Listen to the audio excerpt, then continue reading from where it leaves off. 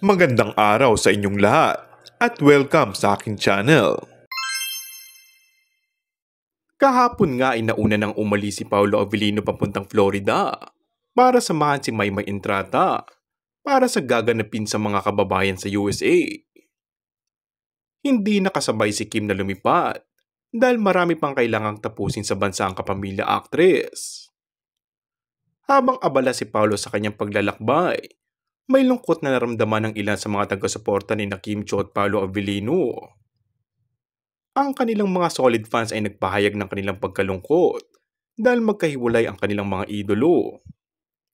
Samantala, kaya hindi nga sabay na umalis pa LA ang rumored couple ay dahil may unang show sa Florida ang aktor.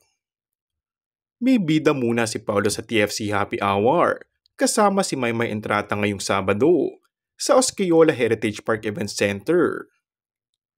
Bale after sa Florida, ay bakasyon na muna si Paolo bago siya pumunta ng LA para naman sa ASAP Natin 2 show sa Toyota Arena sa may Ontario.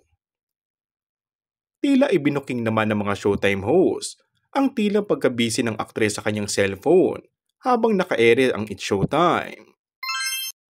Kung bago ka lang sa aking channel ay mag-subscribe at pindutin na rin ang notification bell. Maraming salamat!